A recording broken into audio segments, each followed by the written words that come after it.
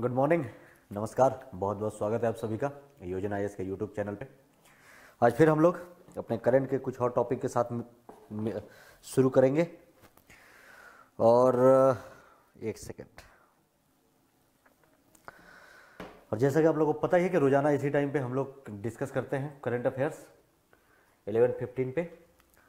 और आज भी कुछ इंपॉर्टेंट आर्टिकल्स मैं आप लोगों के लिए लेके आया हूँ जो प्रीलिम्स और मेंस के पॉइंट ऑफ व्यू से है। तो हम लोग एक एक चीज़ डिस्कस करेंगे उस पर, और इस पे इस पीपीटी के माध्यम से हम लोग पढ़ेंगे। जो इंपॉर्टेंट है मैं यहाँ पे की पॉइंट लिखते जाऊँगा, और जो स्लाइड में लाइन है मैं उस पर बताते जाऊँगा कि ये आपके लिए इंपॉर्टेंट है, यहाँ से ही प्रश्न बन सकते हैं फैक्चुअल या स्टेटमेंट वाइज। तो वो सारी चीज़ें मैं यहाँ पे आपको बताते हुए चलूँगा। तो बहुत बहुत स्वागत है आप सभी का योजना आईएएस में। सोर्स जो है हमारा यही है, जैसे the Hindu, Indian Express, economics Times, PIB, down to earth, या और भी जो गवर्नमेंट की साइट्स हैं, यहीं से मैं आप लोगों के लिए लेकर के आता हूँ। तो आज भी चलिए, आज बिना समय गवाए आज का टॉपिक हम लोग शुरू करते हैं। क्या क्या है आज का जो हम अपना पहला टॉपिक या आर्टिकल पढ़ेंगे वो है कामो ओलेवा। सुनने में लग रहा होगा जैसे पता नहीं क्या किसी ओलेवा ओलेवा है, मतलब जनजातियों वगैरह का नाम है। ऐसा कुछ भी नहीं है। ये सैटेलाइट है, ठीक है, अर्ध से सैटेलाइट है, उपग्रह। क्या है? सैटेलाइट, अर्ध उपग्रह। आप लोगों ने ज्योग्राफी में पढ़ाई होगा, इसको क्वासी सैटेलाइट भी कहते हैं इंग्लिश में।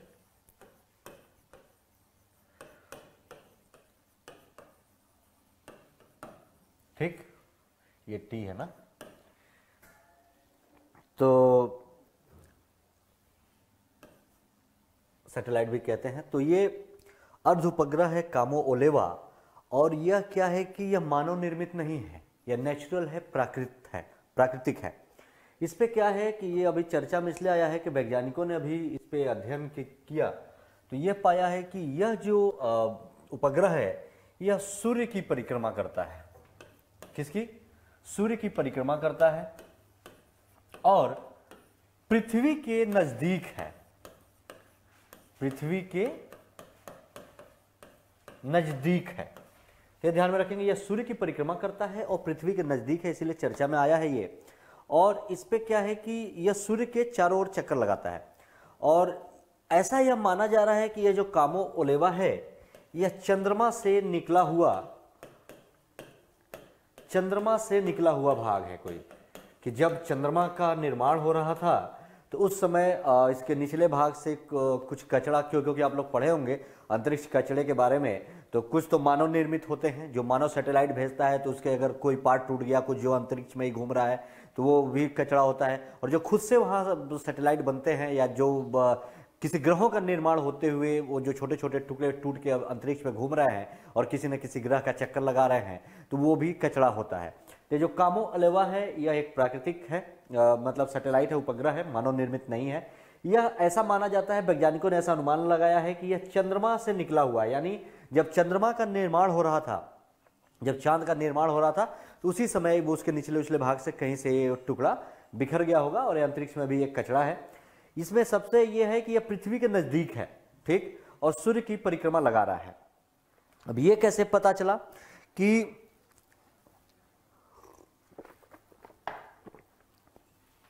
ये चंद्रमा से निकला हुआ है? तो अभी इसके बारे में भी बताएंगे। इसका कामो ओलेवा नाम क्यों रखा गया है? क्योंकि कामो ओलेवा का अर्थ है कि एक घूमता हुआ अंतरिक्ष का टुकड़ा, ये अर्थ है कामो ओलेवा का। इसीलिए इसका नाम, क्योंकि ये अंतरिक्ष का एक टुकड़ा है और ये वहीं पे घूम रहा है, सूर्य की का परिक्रमा लगा रहा है और पृथ्वी के नजदीक है, मतलब ज्यादा नजदीक है। और इसका जो साइज है इसका तकरीबन 190, इसका जो रेडियस है वो है आपका 190 फीट, इसका जो व्यास है ये। और ये बहुत ही कठिनाई से देखा जा सकता है टेलीस्कोप की मदद से। जब ये पृथ्वी के नज़दीक से गुजरता है तो वो बहुत ही पावरफुल, अगर कोई टेलीस्कोप है तो उसी टेलीस्कोप के माध्यम से इसको वैज्ञानिक देख पाते हैं। तो अभी इसको देखा गया है, और इसको आप ध्यान में रखेंगे एक चीज़ कि ये सबसे पहले इस टुकड़े को 2006 में देखा गया था। 2006 में इसको सर्वप्रथम देखा गया था। ये जो मैं की पॉइंट बता रहा हूं आप लोगों को, आप लोग इसको राइट डाउन भी करते जाएंगे कि ये जो की पॉइंट है इंपॉर्टेंट है।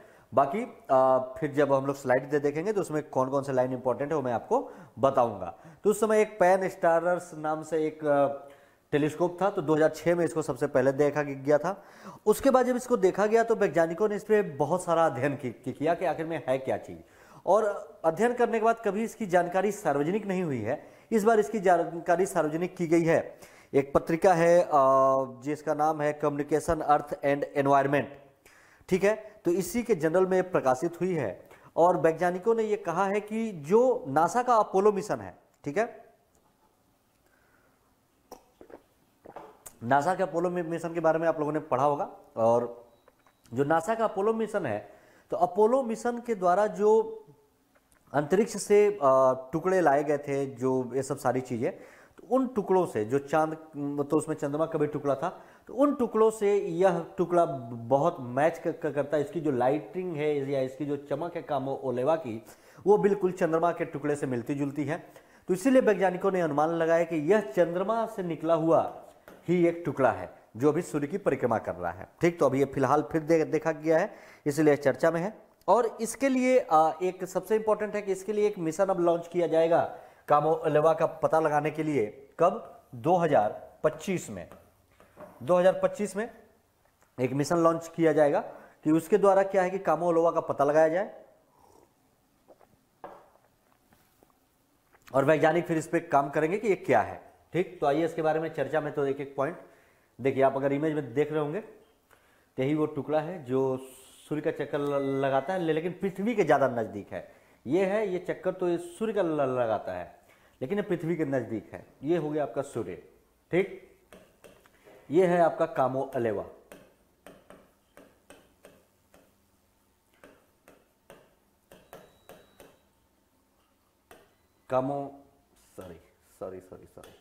कामो ओलेवा, और ये हो गई आपकी पृथ्वी। तो ये चक्कर तो इसका लगाता है सूर्य के, ठीक, लेकिन ये पृथ्वी के नजदीक से होकर गुजरता है। तो ये सब सारी चीजें हैं। तो इसके बारे में जो की पॉइंट मैंने बताया आप लोग देख लेंगे। यहाँ पे स्टेटमेंट वाइज भी देख सकते हैं कि अभी वैज्ञानिकों ने हाल ही में ये सैटेलाइट अर्ध उपग्रह क्वासी सैटेलाइट का पता लगाया है, और यह जो है पृथ्वी की कक्षा का अनुसरण करता है। मतलब ये जब सूर्य की परिक्रमा करता है तो पृथ्वी की कक्षा से होते हुए गुजरता है, इसीलिए इस सूर्य के चारों ओर चक्कर लगाता है, लेकिन पृथ्वी की कक्षा का अनुसरण करते हुए। और ऐसा माना जाता है कि ये चंद्रमा से निकला हुआ एक खंड हो सकता है। वैज्ञानिकों ने इस पर रिसर्च के द्वारा ये पता किया है। इसका अर्थ मैंने बताया ही कि घूमता हुआ अंतरिक्ष का टुकड़ा, और सूर्य का चक्कर लगाता है, पृथ्वी के ज्यादा नजदीक, ये सब जानेंगे। एक फेरी व्हील के आकार का है, 190 फीट व्यास है इसका साइज है, और इस कारण इसके बारे में अध्ययन करना वैज्ञानिकों के लिए थोड़ा सा मुश्किल है। तो इसको बहुत ही शक्तिशाली टेलीस्कोप के माध्यम से ही वो लोग देख सकते हैं। तो इसको सर्वप्रथम 2006 में देखा गया था। कहां? हवाई में, हवाई द्वीप में पैन स्टार टेलीस्कोप के माध्यम से खोजा गया था। लेकिन उस समय इसके बारे में ज्यादा कुछ पता नहीं था, और इसलिए इसकी जानकारी सार्वजनिक नहीं की गई थी। लेकिन वैज्ञानिकों ने पिछले कुछ सालों पर इस पर अध्ययन किया, और इसकी एक रिपोर्ट अभी एक nature communication earth and environment नाम के एक जर्नल में प्रकाशित की गई है। तो इससे क्या इंपॉर्टेंट है, तो इसके लिए कौन सा मिशन लॉन्च किया जा रहा है, यह इंपॉर्टेंट है। ये आप लोग ध्यान में रखेंगे कि जो 2025 में मिशन लॉन्च होगा, और नासा के अपोलो मिशन से जो टुकड़ा आया था उसी के द्वारा जांच करके पता किया गया कि चंद्रमा का टुकड़ा हो सकता है। तो इसी तरीके से, और जैसे यहाँ पे कह रहा है कि अध्ययन में फिर ये जो रिपोर्ट आई, इस रिपोर्ट में मतलब अध्ययन में जब पता चला कि जो कामो ओलेवा है, यह इसका जो लाइट स्पेक्ट्रम है वो चांद से मिलता है। ठीक है, क्योंकि नासा का जो अपोलो मिशन था उसके द्वारा लाए गए पत्थरों से ये लाइट स्पेक्ट्रम बिल्कुल उसी तरीके का मैच करता है। इसीलिए वैज्ञानिक इस नतीजे पे पहुंचे हैं कि यह चंद्रमा का ही एक टुकड़ा है और ये चांद से मिलता जुलता है। इसीलिए तो ऐसा माना जाता है कि जब चांद बन रहा होगा तो उस समय उसके निचले कचड़े में से यह पत्थर अलग हो गया होगा, और फिर उसी समय से सूरज की कक्षा का चक्कर लगाता है। और एक चीज वैज्ञानिक इस रिसर्च पर भी पहुंचे कि जो पत्थर है यह करोड़ों सालों से धरती के नजदीक चक्कर लगा रहा है, लेकिन यह बात किसी को पता नहीं थी। ठीक, अब यह रिसर्च किया जाएगा कि हालांकि यह चंद्रमा से किस तरह अलग हुआ और किस वजह से अलग हुआ, और सूर्य का चक्कर वहां से अलग होने के बाद, चंद्रमा से अलग होने के बाद यह सूर्य का चक्कर कैसे लगाने लगा, यह अभी निश्चित तौर पे ऐसा कुछ कहा नहीं जाएगा। तो इन सब के लिए एक मिशन शुरू किया जाएगा। इस कामो लेवा के पहले नमूने को इकट्ठा किया जाएगा और यह पता लगाया जाएगा कि ऐसा क्यों हुआ और यह क्यों कर रहा है। इसके लिए साल 2025 में एक मिशन लॉन्च करने की योजना अभी तय की गई है, और वैज्ञानिकों का यही मानना है कि इसके अध्ययन से धरती और चांद के प्राचीन संबंधों का भी खुलासा होगा। इस पत्थर पर रिसर्च किया जाएगा। तो आपको यही ध्यान में रखना है कि इसके संबंध में जो मिशन है 2025 में लॉन्च होगा, और यह ऐसा भी माना जा रहा है कि यह चंद्रमा का एक टुकड़ा हो सकता है। तो ये सारे पॉइंट्स को आप ध्यान में रखेंगे, ये प्रीलिम्स के पॉइंट ऑफ व्यू से इंपॉर्टेंट।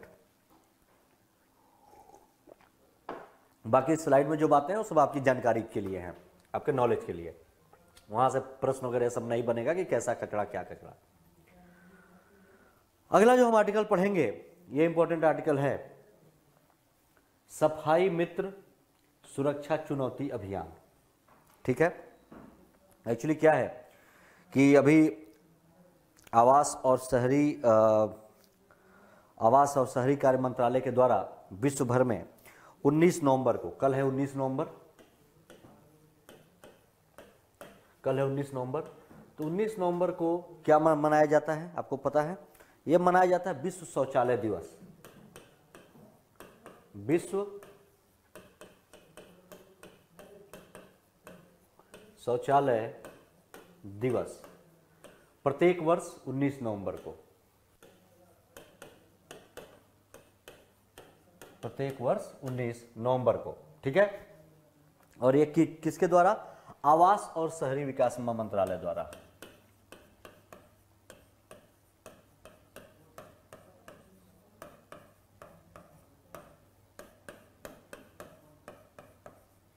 आवास और शहरी विकास मंत्रालय के द्वारा प्रत्येक वर्ष 19 नवंबर को, तो कल 19 नवंबर है, तो विश्व शौचालय दिवस के समारोह के रूप में एक सप्ताह का, अब एक सप्ताह का स्वच्छ अमृत दिवस के रूप में, मतलब कल से लेकर के एक सप्ताह तक के लिए। ठीक है, एक सप्ताह तक के लिए स्वच्छता का अमृत दिवस।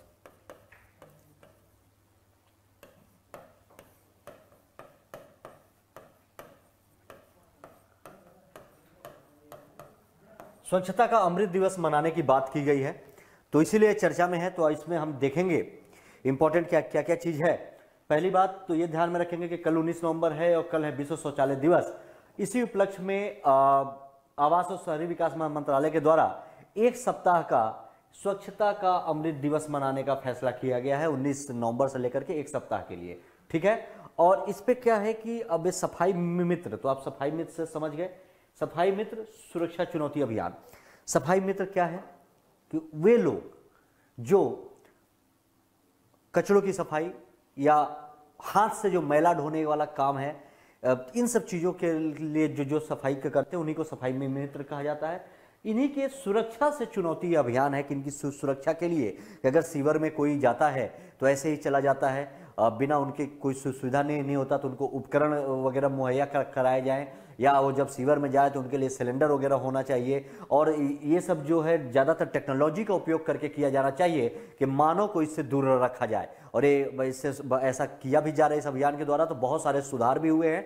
इससे क्या है कि जो पहले के आंकड़े थे उन आंकड़ों से भी बहुत कम हो गए हैं हाथ से मैला ढोने वाले या मैला साफ करने वाले लोगों की संख्या।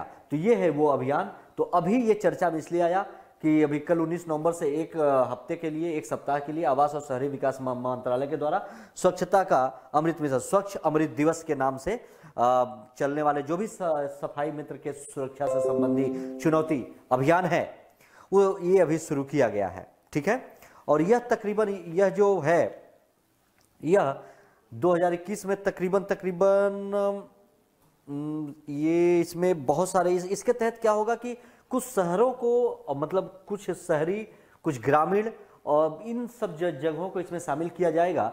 और इसमें तकरीबन वो जो लोग इस तरीके का, मतलब ये जो सुरक्षा चुनौती अभियान है, इसमें जो बेहतर राज्य हैं या केंद्र शासित प्रदेश हैं जो अपने आप को बेहतर, जैसे कि आप उदाहरण के लिए समझे कि जैसे इंदौर में जैसे मध्य प्रदेश में ये स्वच्छता के लिए कार्यक्रम चलता है, तो इंदौर प्रत्येक वर्ष, इंदौर ऐसा वहाँ का जिला है जो प्रत्येक वर्ष स्वच्छता में नंबर 1 आता है। ठीक है, तो उसी तरीके का यह पूरे भारत में चलाया जा रहा है सफाई मित्रों के लिए सुरक्षा चुनौती अभियान। तो इसमें सभी जो जिले हैं, राज्य हैं, वो भी भाग लेंगे, राज्य केंद्र शासित प्रदेश है, वहाँ के जो जिले हैं, और जो बेहतर काम करेगा उसको इसमें प्राइज मिलेगा, उसको इसमें चुना जाएगा। जैसे इंदौर के स्वच्छता अभियान के तहत, मतलब मध्य प्रदेश के स्वच्छता अभियान के तहत ही, कि उदाहरण के लिए मैं आपको बता रहा हूँ कि जैसे वहाँ पे इंदौर हर वर्ष जीतता है, तो उसी तरीके का एक अभियान शुरू किया गया है।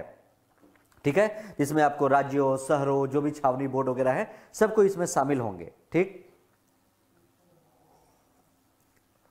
और 20 नवंबर 2021 को इसमें दिया जाएगा स्वच्छ अमृत पुरस्कार का भी आयोजन किया जाएगा। 19 तारीख से शुरू हो रहा है और 20 नवंबर को इसी मुद्दे पे 20 नवंबर को स्वच्छ अमृत दिवस के नाम पे स्वच्छ अमृत पुरस्कार भी शुरू किया जाएगा। और उसमें मैंने जैसे कि आपको बताया, ये सभी लोग शामिल होंगे जो बेहतर से बेहतर प्रबंधन करके दिखाएगा कि जहां पे हाथ से मैला ढोने वालों की संख्या कम हो, ज़्यादा से ज़्यादा उपकरणों का यूज किया जा रहा है, टेक्नोलॉजी का यूज किया जा रहा है, उन्हीं को जो सबसे बेस्ट होगा उन्हीं को यह प्राइज मिलेगा। इसमें बहुत सारी चीज़ें हैं कि कितना प्राइज में मिलेगा, क्या मिलेगा, और इसमें सफाई और सुरक्षा मित्र से संबंधित जो चुनौतियां हैं, ये सब सारी चीज़ें। और यह जो अभियान है, इस अभियान में तकरीबन 246 शहर भाग ले रहे हैं। कितने? 246 246 शहर इसमें भाग ले रहे हैं, और इनमें से ही इनको चुना जाएगा। ठीक, जो बेहतर करेगा। इसमें राज्य हैं, राजधानियां हैं, स्थानीय शहर निकाय, स्मार्ट शहर, मतलब सभी लोग पूरे देश से तकरीबन 246 शहर इसमें भाग लेंगे। और इनको क्या है, एक सेकेंड, कुछ एक पॉइंट और है जो मैं आपको यहां पे बता देता हूं कि इनको तकरीबन 3 कैटेगरियों में बांटा जाएगा।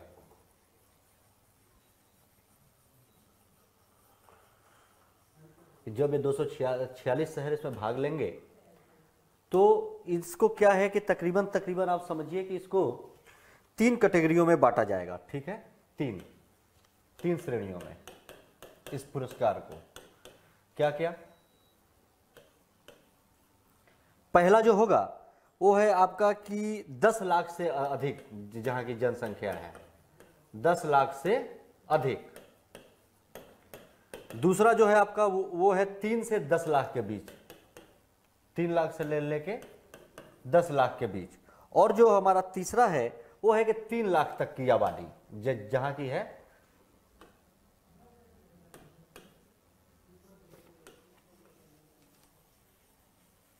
एक सेकंड, जहां की आबादी 3 लाख तक है। ठीक, तो इसको 3 कैटेगरी में बांटा गया है। आप लोग यहाँ पे ध्यान में रखेंगे कि 10 लाख से अधिक है, 10 लाख से अधिक की जनसंख्या हो, और 3 लाख से 10 लाख तक की, और 3 लाख तक की अगर जहां की आबादी है, उसी तरीके से इनको 3 कैटेगरी में बांट करके इस पुरस्कार से सम्मानित किया जाएगा। ठीक है, 246 शहरों में यह शुरू हो रहा है, 246 शहरों में, और इसको 3 कैटेगरी में, मतलब ये तीनों कैटेगरी में पुरस्कार दिया जाएगा। ऐसा नहीं कि तीनों में, मतलब जिस शहर की आबादी 10 लाख से अधिक है उनमें भी ये देखा जाएगा कि 10 लाख से अधिक की आबादी वाले जो शहर इसमें भाग ले लिए हैं, उन्होंने इसके लिए क्या क्या प्रबंधन किए हैं। 3 लाख से 10 लाख की जहां की आबादी है उनके लिए देखा जाएगा, और 3 लाख तक की जो आबादी है उनके लिए देखा जाएगा। ठीक है, और इसमें जो पुरस्कार की राशि निर्धारित की गई है वो 52 करोड़ रुपए। ठीक है, 52 करोड़ इसमें ये जो पुरस्कार की राशि है यह निर्धारित की गई है। तो ये जो मैं की पॉइंट बता रहा हूं, ये सब आपको ध्यान में रखने वाले हैं कि जो प्रश्न बनेगा यहीं से बनेगा कि कितनी श्रेणियों में यह पुरस्कार दिया जाएगा, क्योंकि यह पुरस्कार अभी शुरू हो रहा है इसके उपलक्ष्य में। ठीक है, तो स्वच्छ अमृत दिवस 19 नवंबर से स्वच्छ अमृत दिवस एक सप्ताह के लिए मनाया जाएगा, और 20 नवंबर को ही इसके लिए एक पुरस्कार की भी घोषणा की जाएगी जो दिया जाएगा। और इस बार इसमें तकरीबन 246 शहर भाग ले रहे हैं, और यह जो पुरस्कार है ये 3 कैटेगरी में दिया जाएगा, 10 लाख से अधिक, 3 लाख से 10 लाख तक की आबादी वालों को, और 3 लाख तक की आबादी वाले लोगों को यह पुरस्कार दिया जाएगा। तो इन सारे पॉइंट्स को आप लोग ध्यान में रखेंगे, ये सारे पॉइंट्स इंपॉर्टेंट है।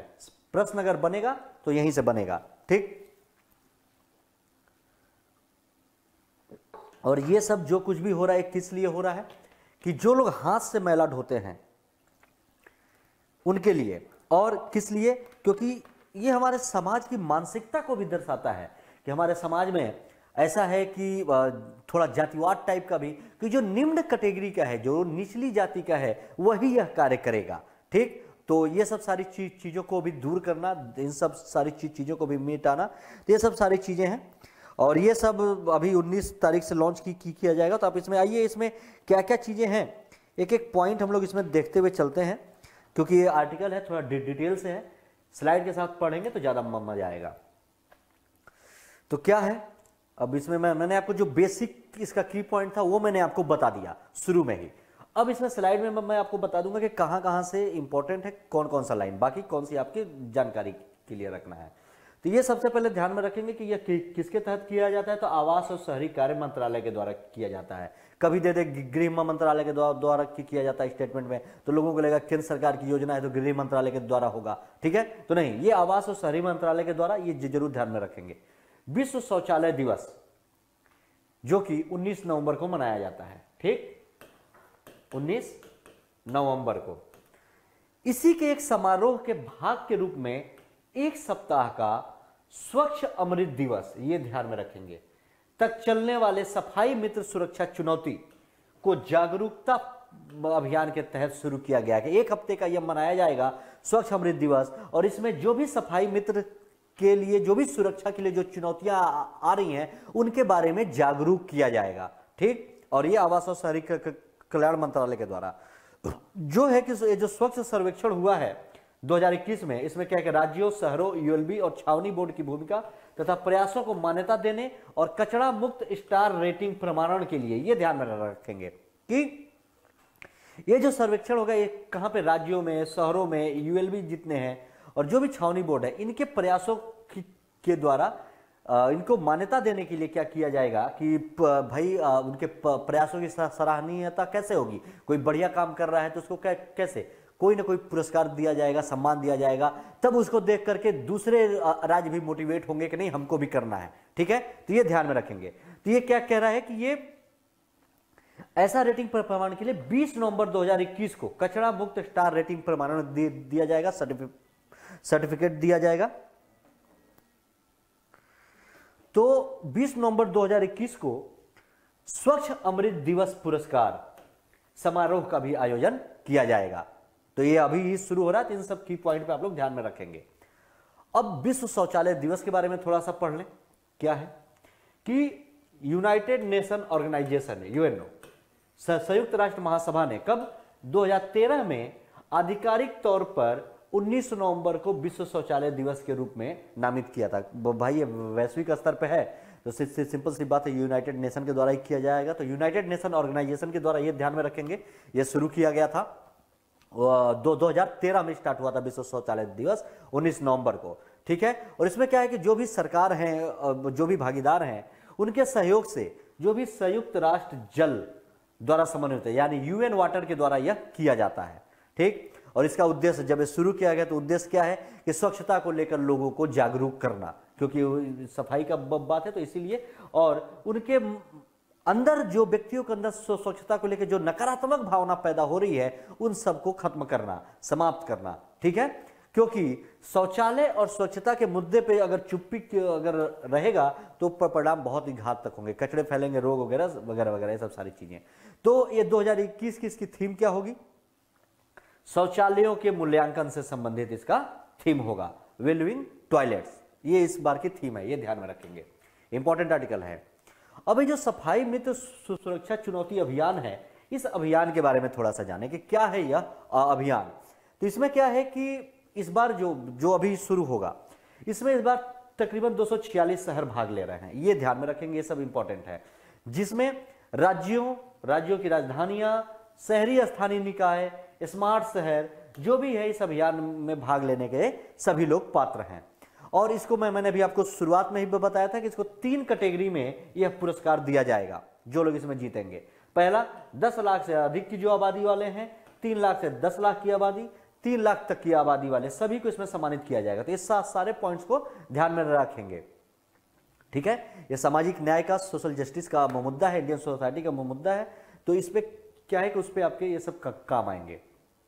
और कुल पुरस्कार राशि इसमें 52 करोड़ रुपए भी निर्धारित की गई। तीनों कैटेगरियों को मिला के 52 करोड़ में से ही सबको पुरस्कार दिया जाएगा। और यह सबसे इंपॉर्टेंट क्या है, जो हाथ से मैला ढोने की प्रथा है, इसी के विरोध में, इसी के खिलाफ जो सरकारी प्रयास होते हैं, उन्हीं में से यह एक है।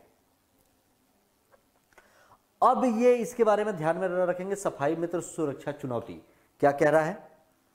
एक सेकंड,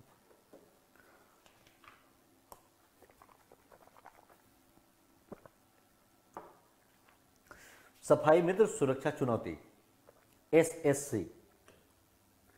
एसएससी का मतलब आप समझेंगे कि सफाई मित्र सुरक्षा चैलेंज, उसी को शॉर्ट में एसएससी ले लिखा है। सफाई मित्र सुरक्षा चुनौती हिंदी में, इंग्लिश में सफाई मित्र सुरक्षा चैलेंजेस। तो इसको क्या है, कभी 19 नवंबर 2020 को विश्व शौचालय दिवस के अवसर पर इसको लॉन्च किया गया था। तो ये लास्ट ईयर अभी लॉन्च ही हुआ था। और इसमें क्या है कि इसका उद्देश्य है कि शहरों को अपने सीवर और सेप्टिक टैंकों की सफाई के कार्यों को मशीनीकृत करने के लिए, ये इंपॉर्टेंट है। क्यों किया गया है, जो भी शहर हैं वहां पे जो भी सीवर हैं या जो सेप्टिक टैंक बने हुए हैं, उनके लिए जो सफाई होता है वो मनुष्य के द्वारा किया जाता है, वह उसके अंदर घुस के सफाई करता है।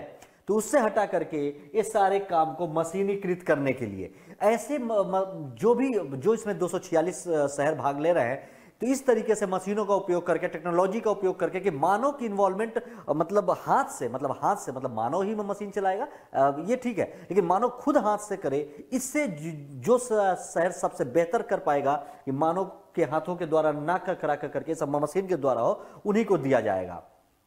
ठीक, क्या क्या है कि सरकार द्वारा अप्रैल 2021 में ही सभी राज्यों के लिए सीवर सफाई को मशीनीकृत करने के लिए क्या है, चैलेंज फॉर ऑल की भी शुरुआत की गई थी। और इसके साथ ही क्या कह रहा है, ये लाइन भी इंपॉर्टेंट है, यदि किसी व्यक्ति को अपरिहार्य, मतलब अगर कोई आपात स्थिति में सीवर लाइन में प्रवेश भी करना पड़ता है, तो उसके लिए कुछ आवश्यक उपकरण होने चाहिए। जैसे जो भी कि मतलब पहन के जाए कि शरीर में मैला ना लगे। अब उसके अंदर अगर कोई व्यक्ति घुसेगा तो कम से कम ऑक्सीजन सिलेंडर उसके पास होना चाहिए अंदर सांस लेने के लिए।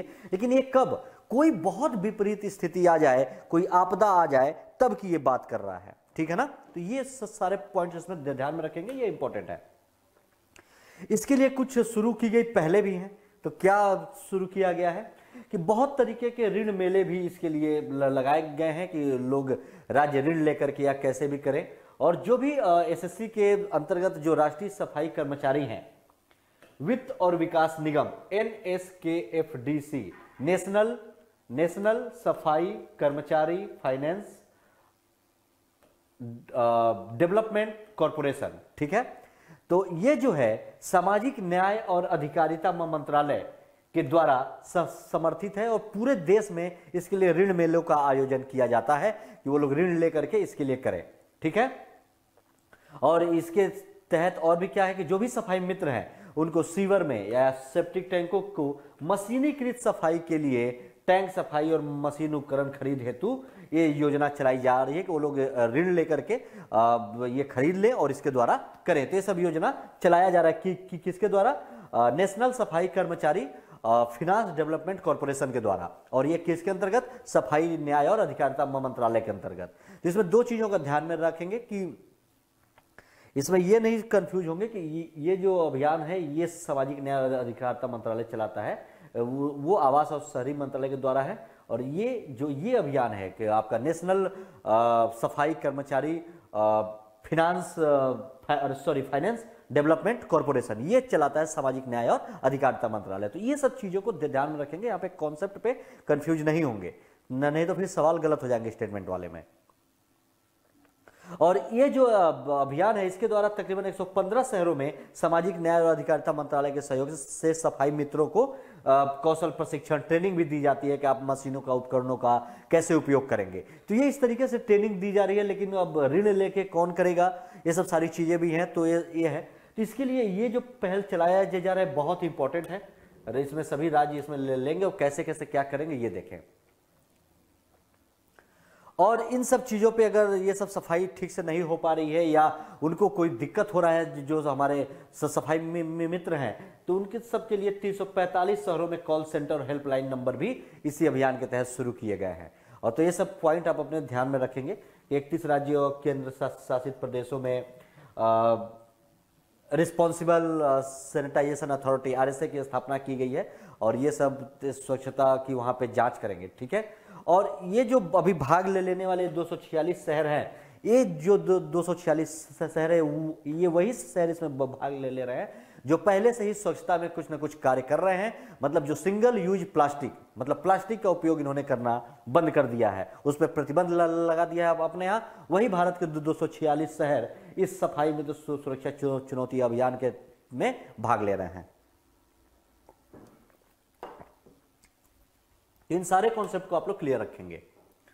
अब इसमें मैनुअल स्क्वेजिंग, मतलब मैनुअल रूप से हाथों से करने को हटाने के लिए मेनली ये किया जा रहा है कि जो भी सार्वजनिक सड़क है या जो भी सूखे शौचालय से मानव के मल को हटाने का जो प्रक्रिया है, या जो सेप्टिक टैंक है, नाली है, सीवर है, उन सब के रूप में परिभाषित किया गया है मैनुअल स्क्वेजिंग को, कि मनुष्य मैनुअल रूप से हाथ से उसको करता है। इस वजह से इस प्रथा को भारत में जाति व्यवस्था से जुड़ी हुई प्रथा के रूप में माना जाता है कि निचली जाति के लोग ही ऐसा कार्य करेंगे। तो इन सब चीजों से सुरक्षा के लिए ही यह उठाया गया है।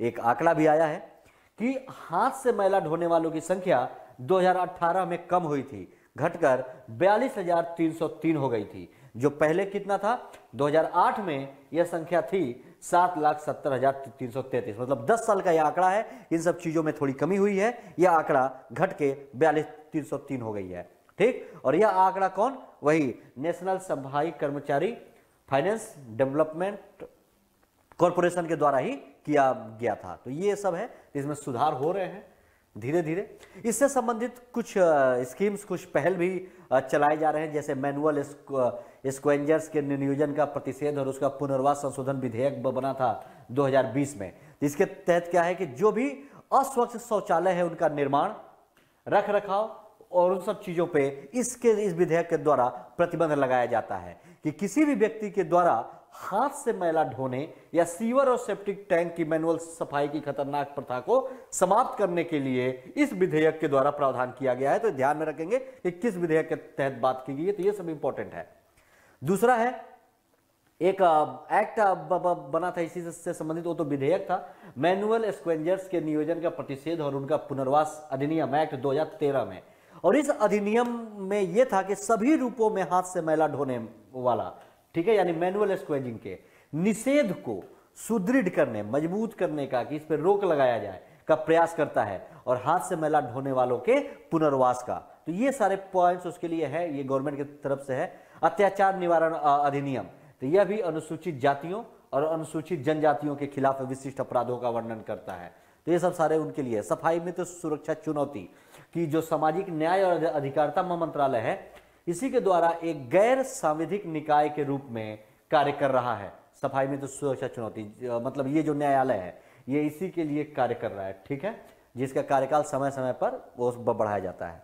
और ये सब किसके द्वारा, स्वच्छ भारत मिशन के तहत ये सारे कार्य किए जा रहे हैं। तो स्वच्छ भारत अभियान आपको पता है 2014 में शुरू हुआ था, 2 अक्टूबर को गांधी जी की जयंती के उपलक्ष्य में।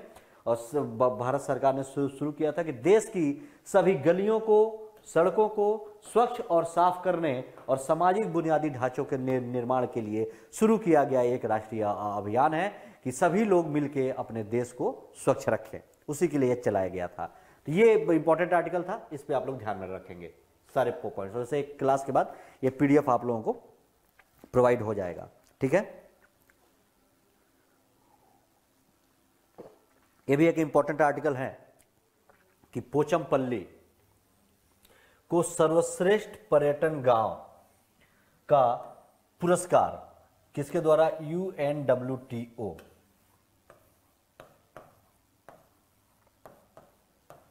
के द्वारा दिया गया है, ठीक है। UNWTO United Nation World Tourism Organization, United Nation World Tourism Organization के द्वारा पोचमपल्ली तेलंगाना का एक गांव है। यह तेलंगाना का एक गांव है पोचमपल्ली, ठीक है। इसको सर्वश्रेष्ठ पर्यटन गांव का पुरस्कार UNWTO के द्वारा, United Nation World Tourism Organization के द्वारा दिया गया है, मतलब दिया जाएगा, इसको चुना गया है ये देने के लिए, संयुक्त राष्ट्र विश्व पर्यटन के द्वारा हिंदी में। और यह पुरस्कार कब दिया जाएगा? यह दिया जाएगा दिसंबर 2021 में, अगले महीने दिया जाएगा यह पुरस्कार। और कहां पे दिया जाएगा? यह दिया जाएगा मैड्रिड, स्पेन में। मैड्रिड, स्पेन में। यहां पे क्या है कि UNWTO का 24वां सत्र आयोजित होगा और इसी आयोजन में, मतलब United Nation World Tourism Organization का 24वां सत्र आयोजित होगा मैड्रिड, स्पेन में। और इसी 24वें सत्र पे यह पुरस्कार दिया जाएगा, मतलब अगले महीने ही यह होगा दिसंबर में। और इसी समय यह पुरस्कार दिया जाएगा सर्वश्रेष्ठ पर्यटन गांव का पोचमपल्ली, जो भारत का है, UNWTO के द्वारा, ठीक है। तो ये क्यों दिया जा रहा है, कैसे दिया जा रहा है, ये सब एक एक पॉइंट हम लोग देखेंगे। एक्चुअली क्या है कि जो केंद्रीय पर्यटन मंत्रालय है उसके द्वारा एक ग्रामीण पर्यटन नीति तैयार की गई है, ठीक है। और उसी नीति के तहत गांव के पर्यटनों को बढ़ावा देने के लिए, जो वहां की कला है, जो संस्कृति है, उनको आगे बढ़ाने के लिए, उनको वैश्विक स्तर तक पहुंचाने के लिए ये सारा कुछ शुरू किया गया है। और इससे पहले भी, ये तो इस बार दिया जा रहा है, इससे पहले भी एक बार ऐसा किया जा चुका है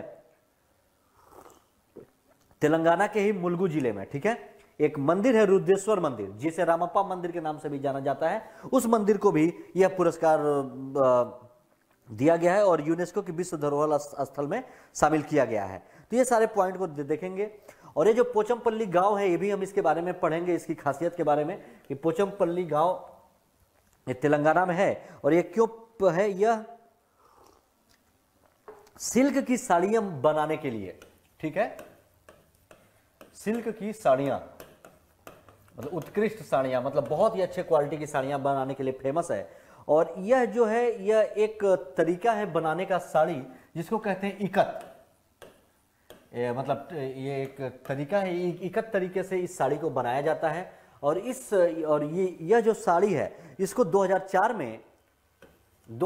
में यहाँ की साड़ी को GI टैग भी मिल चुका है। तो ये सारे की पॉइंट आप लोग ध्यान में रखेंगे, मिल चुका है। तो यही सब क्या क्या खास बातें हैं, आइए इसमें एक एक करके हम लोग देखते हुए चलते हैं। तभी ये ध्यान में ये रखेंगे कि ये तेलंगाना में है पोचमपल्ली गांव, ठीक है।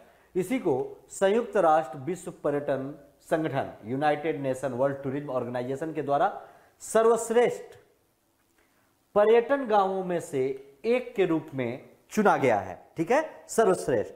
और यह पुरस्कार कब? दिसंबर 2021 में दिया जाएगा, मैड्रिड में दिया जाएगा, स्पेन में, जहां पे UNWTO महासभा के 24वें सत्र का आयोजन होगा, ठीक है। और ये UNWTO का मुख्यालय भी आपका मैड्रिड, स्पेन में ही है।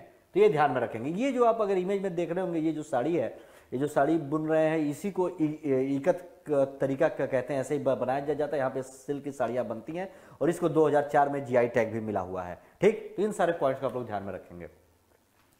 अब क्या है कि यह जो है एक केंद्रीय पर्यटन मंत्रालय ग्रामीण पर्यटन नीति का एक मसौदा हमारे केंद्रीय पर्यटन मंत्रालय के द्वारा शुरू किया गया है, जो कि न केवल गांवों के पर्यटन को बढ़ावा देने के लिए, बल्कि वहां की जो स्थानीय कला है, जो लोकल कला है, शिल्प है, जो धीरे धीरे समाप्त होते जा रही है या बहुत सारे जगहों पे चल भी रही, तो उनको पुनर्जीवित करना और उसके द्वारा ग्रामीण अर्थव्यवस्था को बढ़ावा देना, इन सब के लिए किया जा रहा है। मतलब आत्मनिर्भर भारत अभियान के तहत भी, ठीक। वोकल फॉर लोकल आपने सुना होगा, उन सब के द्वारा ये सब किया जा रहा है, ठीक। और इससे पहले भी तेलंगाना का एक खास है, मुलुगु जिले में स्थित है, क्योंकि इसलिए ये जो गांव है पोचमपल्ली, ये भी तेलंगाना का है।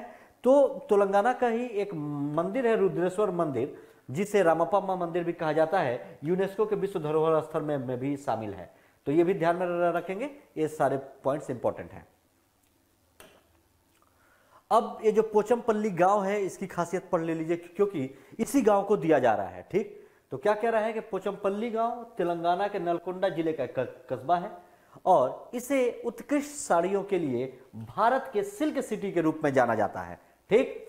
और इसे इकत नाम की, ये ध्यान में रखेंगे, इकत नाम की एक अनूठी शैली के माध्यम से बुना जाता है, जो मैंने आपको अभी इमेज में दिखाया था।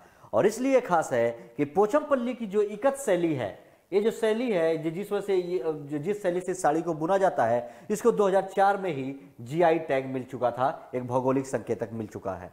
ठीक है, तो इसलिए और ये जो मैंने बताया कि जो अनूठी बुनाई शैली है इनका, यह पैटर्न प्रधानमंत्री के वोकल फॉर लोकल, ठीक, के उद्देश्य के माध्यम से आत्मनिर्भर भारत की एक परिकल्पना के रूप में विशेष ध्यान दिया जा रहा है कि जो लोकल लोगों की, स्थानीय लोगों की जो कला है, संस्कृति है, शिल्प है, उनको फिर से पुनर्जीवित किया जा सके और उनको ग्रामीणों की, और वो मार्केट में जाए, ग्रामीणों की अर्थव्यवस्था बढ़े और वैश्विक स्तर पर भी पहचान में मिले। तो जैसे इस साड़ी को जीआई टैग मिला है, तो ये वैश्विक स्तर पे इसकी पहचान बन चुकी है।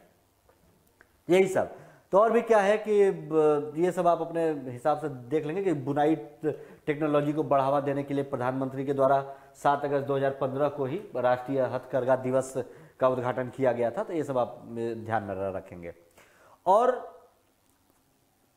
ऐसा इसलिए किया गया था कि स्वदेशी जो आंदोलन चला था उस समय शुरुआत में, उसी को एक श्रद्धांजलि देने के रूप में राष्ट्रीय हथकरघा आयोग, क्योंकि स्वदेशी आंदोलन जो हुआ था आपको पता ही है, इसीलिए हुआ था स्वदेशी विदेशी वस्त्रों का बहिष्कार करके स्वदेशी अपनाने के लिए। ठीक है, तो उसी के तर्ज पे 7 अगस्त 2015 को एक श्रद्धांजलि के रूप में प्रधानमंत्री जी ने राष्ट्रीय हथकरघा दिवस भी बनाया था और इसकी घोषणा की थी। और बाकी 1-2 पॉइंट स्वदेशी आंदोलन के बारे में कि आपको पता है कि वर्ष 2005 में 7 अगस्त को टाउन हॉल में एक बैठक में की गई थी, इसलिए 7 अगस्त को ये इसको श्रद्धांजलि के रूप में स्वदेशी आंदोलन को राष्ट्रीय हथकरघा दिवस मनाया गया था। और थोड़ा सा खास यहाँ पे है कि इसी गांव के थे विनोबा भावे, आचार्य विनोबा भावे के बारे में आप लोगों ने मॉडर्न इंडिया में पढ़ाई होगा। तो इसी गांव के थे जिन्होंने 18 अप्रैल 1991 को शुरू किए थे यहाँ पे भूदान आंदोलन। ठीक है, इसी गांव से भूदान आंदोलन भी आपने मॉडर्न इंडिया में पढ़ा होगा। तो उनकी याद में ही ये पोचनपल्ली को, ये जो पोचनपल्ली गांव है उसको भूदान पोचनपल्ली के नाम से भी जाना जाता है, आचार्य विनोबा भावे के याद में। तो उसके बारे में पढ़ रहे हैं तो इनको ध्यान में रखेंगे। तो विनोबा भावे के बारे में 1-2 पॉइंट है, ध्यान में रखेंगे। वर्ष 1998 में इनको रेमन मैग्सेसे पुरस्कार दिया गया था, जो कि यह पुरस्कार प्राप्त करने वाले रेमन मैग्सेसे पहले अंतर्राष्ट्रीय और भारतीय व्यक्ति थे। ठीक, ये इनके बारे में इंपॉर्टेंट है। और 1983 में इनको भारत रत्न भी मिला था मरणोपरांत। तो ये इनके बारे में ध्यान में रखेंगे। अब जो पर्यटन मंत्रालय है उसने क्या किया है कि भारत से UNWTO को सर्वश्रेष्ठ पर्यटन गांव की प्रविष्टि के लिए 3 गांवों की सिफारिश की थी। भारत के पर्यटन मंत्रालय ने भारत के 3 गांवों को इसमें भेजा था, लेकिन यहाँ पे पोचनपल्ली को एक के रूप में चुना गया है उन तीनों में से। और उन 3 गांवों में कौन कौन शामिल थे ये ध्यान में रखेंगे। मेघालय में कोगथोंग, मध्य प्रदेश का लधपुरा खास और तेलंगाना का पोचनपल्ली। तो इन तीनों गांवों में से एक गांव को इसके लिए चुना गया है। बेस्ट टूरिज्म विलेज इनिशिएटिव क्या है, इसके बारे में कि बस वही कि गांवों के महत्व को उजागर करने के लिए UNWTO द्वारा संचालित यह एक पायलट प्रोजेक्ट है। UNWTO इसको संचालित करता है कि गांवों के महत्व को उजागर करना, उनके विशेषता के बारे में लोग जान सके, पर्यटन संस्कृति, वहाँ के जो परंपरा हैं उनको संरक्षित इसी के द्वारा किया जाएगा। सामूहिक उत्सव, कल्चर, जो भी ट्रेडिशन है, शिल्प, व्यापार वगैरह जो अब लगभग धीरे धीरे समाप्त हो रहे हैं, उनके संरक्षण के लिए है कि लोग आएंगे पर्यटन के लिए, घूमेंगे तो वो सब चीजें फिर आगे बढ़ेंगी। तो ये सब सारी चीजें हैं और इसका उद्देश्य है कि उन गांवों को पुरस्कृत करना जो ग्रामीण स्थलों के उत्कृष्ट उदाहरण हैं। तो इसीलिए यह चला रहा है और इसका उद्देश्य भी है कि उन गांवों को प्रशिक्षण और सुधार का अवसर भी प्रदान किया जाता है UNWTO के द्वारा कि उन गांवों की पर्यटन आदि चीजों में सुधार हो सके और आगे बढ़ सके। तो अब UNWTO क्या है ये देख ले, United Nation World Tourism Organization. तो यह संयुक्त राष्ट्र की विशेष एजेंसी है, यूनाइटेड नेशन की ही होगी क्योंकि उसी की बात हो रहा है। और यह क्या है कि UNWTO पूर्ण रूप से क्या है कि सुलभ पर्यटन को बढ़ावा देने के लिए, ठीक, इसकी स्थापना कब की गई थी? 1975 में, 1975 में किया गया था और इसका मुख्यालय कहां पे है? मैड्रिड, स्पेन में ही स्थित है। 3 सारे पॉइंट्स को आप इसमें ध्यान में रखेंगे, ठीक। तो बाकी ये सब की पॉइंट जो इसमें इंपॉर्टेंट था। अगला जो हमारा है आर्टिकल वो है दुआरे राशन पश्चिम योजना पश्चिम बंगाल का। दुआरे यानी दरवाजे पे, डोर, ठीक, दुआर कहा जाता है, दुआरे राशन मतलब दरवाजे पे राशन पहुंचाने की योजना पश्चिम बंगाल ने अभी शुरू की है। तो इसके लिए क्या खास बात ये देखते हुए चले। एक्चुअली क्या है कि इसमें अक्सर क्या है कि ये सार्वजनिक वितरण प्रणाली के तहत शुरू किया गया है। इसमें क्या होता है कि सार्वजनिक वितरण प्रणाली के बारे में आप लोगों को तो पता ही कि जो गरीबी रेखा से नीचे हैं या जो नीडी हैं उनको सरकार के द्वारा राशन दिया जाता है, चावल, गेहूं, चीनी या जो भी उनको लगता है वो। तो उसमें क्या है कि लोग जाते हैं वहां डीलर के पास लेने, लेकिन अभी बंगाल में क्या हुआ है कि इसके लिए एक ऐप बनाया गया है, ठीक है। उस ऐप के द्वारा आप अपना रजिस्टर्ड करेंगे, सब कुछ डिटेल डाल के, तो जो डीलर है वो आपके दरवाजे तक राशन पहुंचाने आएगा। तो एक नया इनिशिएटिव है, जरूर देखें। तो अभी पश्चिम बंगाल सरकार ने राज्य की पूरी आबादी के लिए सार्वजनिक वितरण प्रणाली पीडीएस, पब्लिक डिस्ट्रीब्यूशन सिस्टम के तहत जो भी खाद्यान्न है वो उपलब्ध कराने हेतु दुआरे राशन यानी घर के दरवाजे पर राशन योजना शुरू की है। दुआरे यानी दरवाजा होता है। और इसके लिए लोगों को जो अपने राशन कार्ड के लिए आवेदन करने हेतु एक मोबाइल एप्लीकेशन बनाया गया है, एक ऐप बनाया गया है जिसका नाम है खाद्य साथी, ठीक है, खाद्य साथी अमर राशन मोबाइल ऐप ये बनाया गया है। और इसी के द्वारा लोग उस पर रजिस्टर्ड करके अपने दरवाजे पे मंगा सकते हैं। तो इस योजना का क्या क्या इंपॉर्टेंट पॉइंट है कि जो भी डीलर है लाभार्थियों के घर तक राशन पहुंचाएंगे, सबसे खास बात यही है। और राज्य में इस में तकरीबन 21,000 राशन डीलर हैं पश्चिम बंगाल में। और राज्य और जो सरकार है वो प्रत्येक डीलर को इसके लिए एक वाहन खरीदने के लिए भी पैसे देगी, 1 लाख रुपए, 1 लाख रुपए देगी कि आप मदद करेगी कि आप इसके दरवाजे तक राशन पहुंचाने के लिए गाड़ी भी खरीदें। तो बहुत ही अच्छी योजना है, ये जरूर ध्यान में रखेंगे। और जो राशन डीलर हैं वो अपने लिए 2 सहायकों की भी भर्ती कर सकेंगे, ठीक है, और जिनके 50% वेतन का भुगतान राज्य द्वारा किया जाएगा। और डीलरों को यह भी अनुमति होगी कि आप अपने लिए एक व्हीकल खरीदें, उसके लिए 1 लाख रुपए गवर्नमेंट देगी, राज्य सरकार और मतलब पश्चिम बंगाल की सरकार। और वो क्या है कि अपने लिए 2 सहायक कर्मी भी भर्ती कर सकते हैं। और जो भी वेतन डिसाइड होगा पैमाना उसका आधा डीलर देगा, आधा राज्य सरकार देगी। तो ये इंपॉर्टेंट है, ये स्कीम जरूर ध्यान में रखेंगे। और जो भी वाहन खरीदा जाएगा उसको पड़ोस में सुविधाजनक स्थान पर खड़ा किया जाएगा, ताकि मतलब निवासियों को राशन लेने के लिए 500 मीटर से अधिक ना चलना हो। मतलब मान लीजिए किसी एरिया में गए, उस एरिया में आप एक ऐसे स्थान पर खड़ा करेंगे कि जो आसपास के लोग हैं उनको 500 मीटर से ज्यादा न चलना पड़े और वो जाके अपना राशन ले आए, ठीक, ये सब सारा चीज। और इससे तकरीबन राज्य के 10 करोड़ लोगों का ऐसा आइडिया है। तो अब सार्वजनिक वितरण प्रणाली क्या है? PDS, public distribution system. तो यह शुरू किया गया है भारत में कि जो भी समाज के गरीब वर्ग हैं उनको भोजन, अनाज और अन्य भी जो आवश्यक वस्तुएं हैं ये प्रदान करने के लिए भारत सरकार के द्वारा शुरू किया गया यह एक योजना, एक प्रणाली है। और इसके तहत के क्या है कि उचित मूल्यों पर दुकानों या राशन की दुकानों की एक श्रृंखला के माध्यम से खाद्य और कुछ गैर खाद्य पदार्थ जो है वो रियायती दर पे लोगों को प्रदान किया जाता है जो समाज के गरीब वर्ग हैं। तो ये जरूर ध्यान में रखेंगे। और इसका प्रबंधन कौन करता है? इसका प्रबंधन उपभोक्ता मामले, खाद्य एवं सार्वजनिक वितरण मंत्रालय के द्वारा किया जाता है। तो ये सारे की पॉइंट है, ये ध्यान में रखेंगे, ये इंपॉर्टेंट है यहां से। और इसमें जो है कि राज्य सरकारें भी करती हैं, केंद्र सरकारें भी, जैसे अभी कोविड के दौरान आपने देखा होगा या आपदा के समय में केंद्र सरकार ने भी भारत में हर राज्यों को ऐसा किया था और राज्य भी अपने यहाँ के निवासियों को प्रोवाइड करता था। तो इसमें जो भी गरीबी रेखा से नीचे हैं सार्वजनिक वितरण प्रणाली के लिए और इससे ऊपर के समुदायों के लिए कम कीमत पर खाद्यान्न और अन्य आवश्यक वस्तुएं उपलब्ध कराने के लिए यही कार्य है सार्वजनिक वितरण प्रणाली का, इस सिस्टम का। और इस पे केंद्र सरकार जो है वो संसाधनों की खरीद करता है, उसका संरक्षण करता है, परिवहन आवंटन हेतु उत्तरदायी है। ये सब जिम्मेदारी इसके लिए केंद्र सरकार की इनकी पॉइंटों पे। और राज्य सार्वजनिक वितरण प्रणाली में क्या है कि राज्य सरकार जो कार्ड जिनको दिया जाता है और दुकानों के माध्यम से जो राशन कार्ड वगैरह है उनसे पहचान करता है कि हाँ इनको देना है और उनको प्रोवाइड करता है, ठीक। और केंद्र सरकार क्या करता है, किसानों से भी एमएसपी पे, ठीक है, मिनिमम सपोर्ट प्राइस पे खाद्यान्न खरीदती है और केंद्रीय निगम मूल्यों पे राज्यों को बेचती है। तो ये सब सारे की पॉइंट आप इसमें ध्यान में रखेंगे। तो ये दुआरे राशन योजना है ये सब। तो ये सब और भी है कि इसके तहत क्या क्या चीजें दिए जाते हैं। तो राज्यों और संघराज्य क्षेत्रों को बेसिकली गेहूं, चावल, चीनी, मिट्टी का तेल जैसी वस्तुओं का आवंटन किया जाता है।